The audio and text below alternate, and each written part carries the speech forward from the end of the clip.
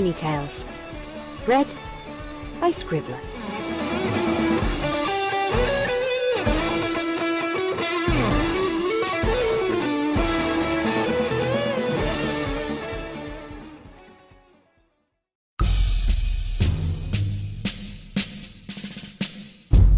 Substitute Teacher by Kawa.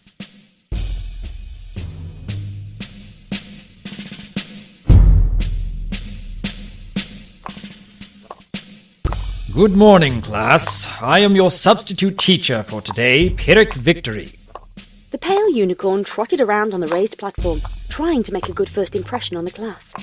It wasn't exactly the CSGU, but it was a class, and it was his for today. Vic liked working with foals. He often found them delightfully easy to impress.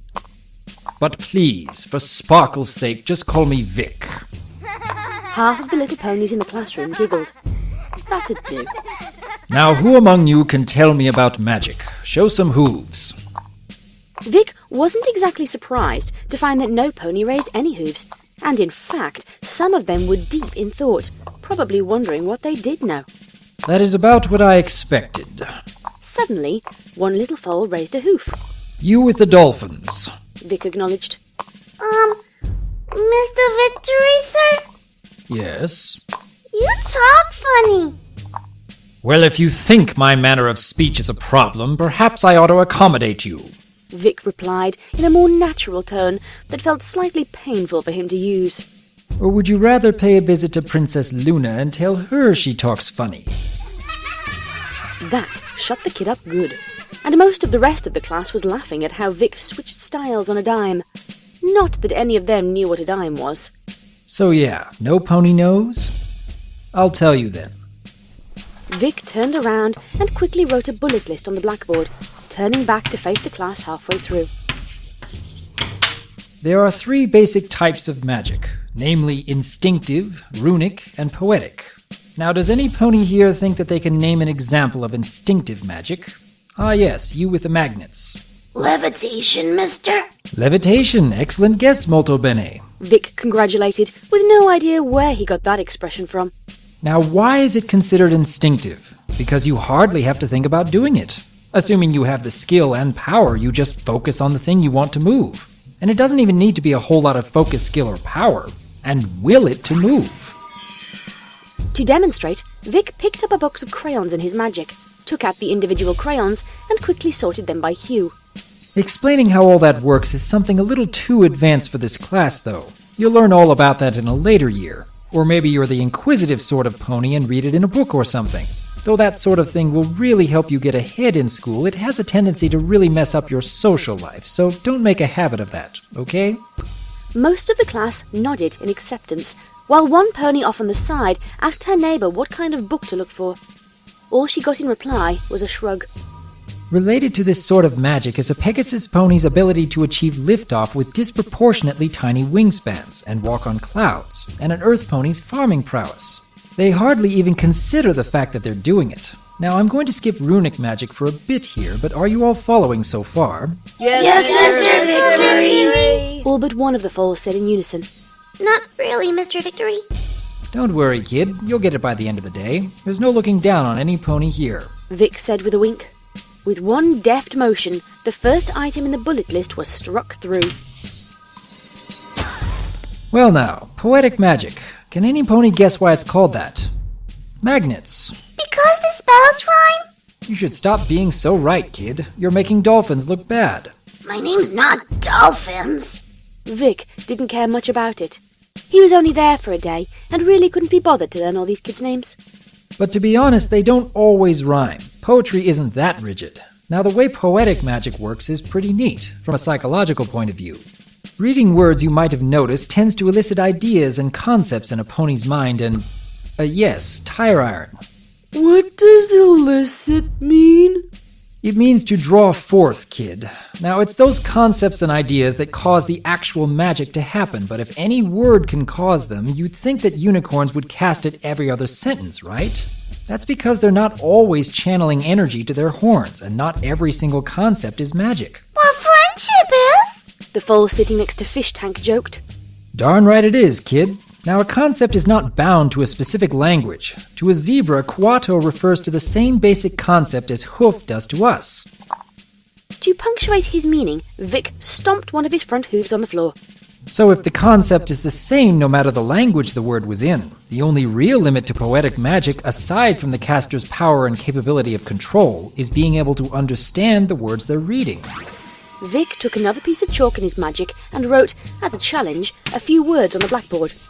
Kutoka moja hadi nyingine. Wingine kwa moja. Alama ya hatima, yamtu, kuzitaka teke yake kutimia. If any of you ponies read this, you're unlikely to connect the words to any particular concept. That is because I can speak zebra and you cannot. And being older and more experienced than you, I have enough control to not accidentally cast it, considering I had an active horn when I was writing. The words were gone in a single swipe of the eraser, which was quite a feat, because there were 2 lines. Words have power, kids, especially to unicorns that leave their horns active and don't pay attention to what they're reading. Yes, Mr. Victory. Good. Vic said, mostly to himself, as he struck out the 3rd item on the list. That just leaves the most interesting, ubiquitous, and powerful magic available to the common unicorn, runic magic. Vic had to force himself not to ham it out and darken the room when he made the announcement, though it would certainly make the trick he was thinking of more impressive. Runic magic is not to be confused with glyphic magic, which we'll cover shortly, though the two are intimately related. Yes, what is it, Beaker? What does ubiquitous mean, sir? Asked a weak-looking colt at the back. It means it's used pretty much everywhere. Vic sighed. Now, if poetic magic depends on words yielding concepts, what would happen if you created a sort of language meant specifically for magic? Vic turned to the blackboard, focused, and drew an interesting compound character. At the last stroke, it almost seemed to glow. The substitute teacher nodded at the confirmation he saw in it. You'll have noticed, no doubt, that oftentimes unicorns around you will use magic to perform tasks beyond the power of instinctive magic, but without actually saying any incantations. This is because they learn to use runic magic, and know a few. The glow on Vic's horn intensified, and to the surprise of the class, the intricate compound on the blackboard slowly drifted apart into 4 distinct characters.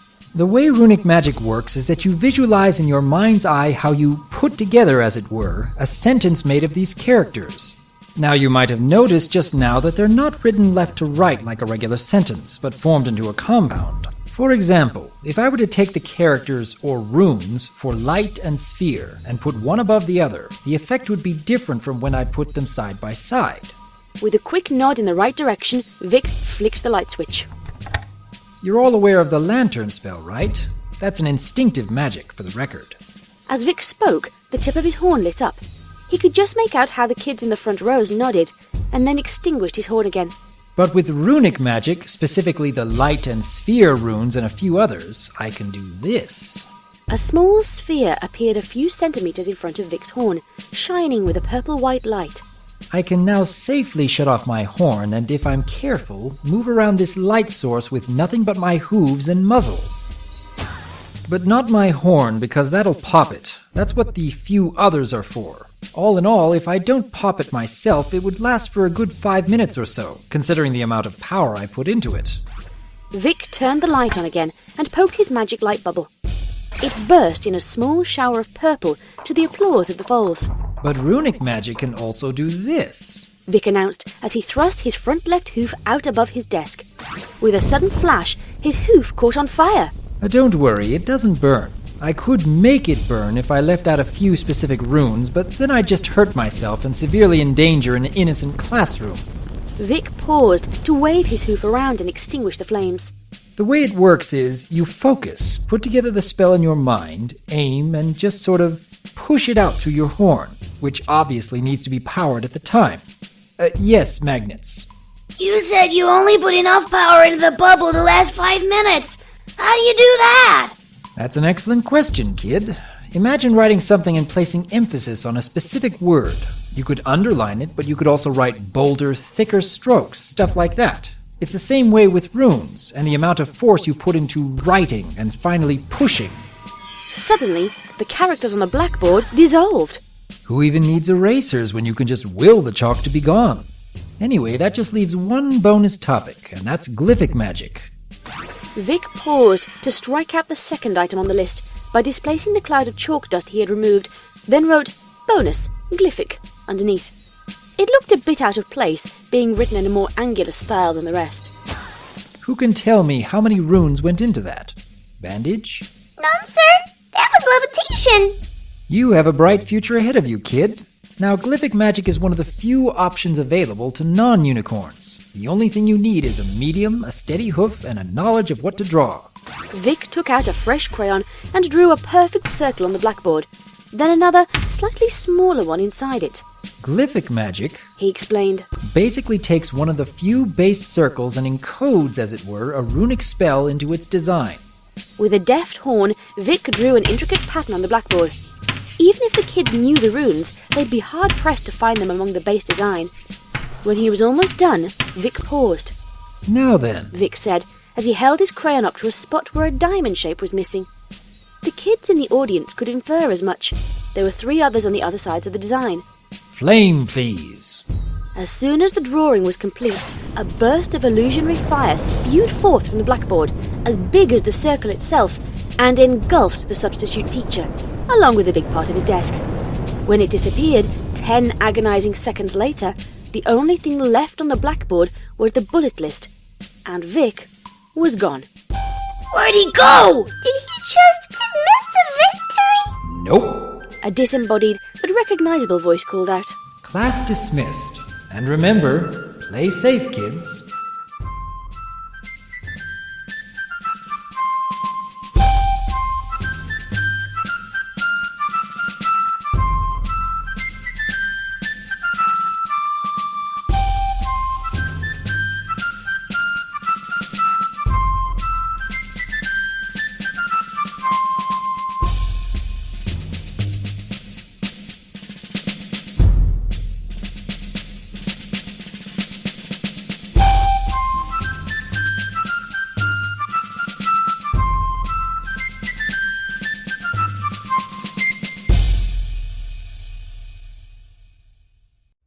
That was Substitute Teacher.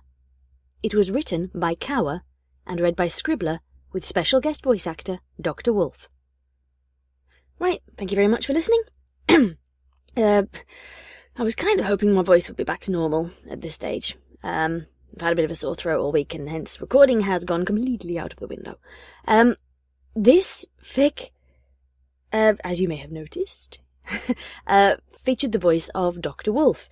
And actually, this was recorded. This was the very first thing we ever collaborated on, the very first thing he ever voiced for me.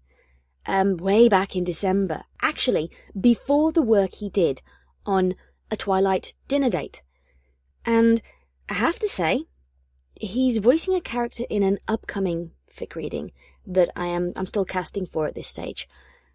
But that one's going to be something special. So if you liked this, definitely tune in for that one.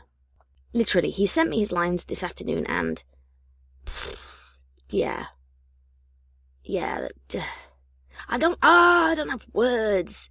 Words. I usually have lots of words. I usually have lots of polysyllabic words. I usually have lots of words that should usually be just found in a thesaurus when you're looking for a word to use in a story, but... they're good. My English teacher would kill me for using that word. Good, really? Good, nice and weird. A band. Band. Oh. The boy done good. And very much thank you to him. I never know what to say at the end of these videos. If I don't have something specific that I've got written on my post-its that I definitely want to include, I just feel like I'm babbling. And people have told me, weirdly, they like listening to this end bit, to which I wonder why, but I'm not sure what to say now. I do have things to update people with. However, there are so many of them that they're going to get their own update video. It was the one I promised I was going to upload last weekend, but as you can probably notice from the after effects of not being so well on my voice, that wasn't going to come out this week. What else? The trailer for The Heroic Tale of Heroically Heroic Heroes is going to come out either today or tomorrow on my channel. It is, I have to say, the lost narrator has been key to making this one, and I have to say, it looks amazing. So, wait for that one. Even I was shocked. It makes this thing look totally legitimate. Excuse me. And also, there is going to be an auditions video coming out, hopefully next week, for the radio play that I was talking about. So, now that Season 4 has finished, I have to resist my English compulsion to call it Series 4, because we don't have seasons, we have series. But now that Season 4 has finished, I'm not going to have so many heroic reviews to put out every week, which that's going to be a lot easier on PDK, who edits the bloody things. I just do the videos. She does the entire audio edit. So she manages to make us all sound really, really intelligent and not at all like the bunch of babbling idiots we actually are. But I'm not going to have those to upload every week anymore. So, instead, to make sure I've got something midweek, pending the fact that I didn't this week because I wasn't well, I'm going to be doing a whole range of new projects. Some mini fanfiction reviews with collaborators. There is a new series coming out with a character from Heroic Tale, and a number of other things. So, watch this space for that one. And I think I've genuinely run out of things to say. So, rather than bore you all, and rather than continue to sound like somebody who smokes 60 a day, thank you. Actually, I probably sound worse now than I did in the Rainbow Dash comic dub, where everybody says I sound like I smoke. I win in some strange esoteric comic way, I think, maybe. I'm gonna go now. Dr. Wolf brings with him some air of legitimacy and air of refinement, and I just totally and utterly undercut it with this end blurb, so my work here is finished. Be lovely to each other, and good night, everybody.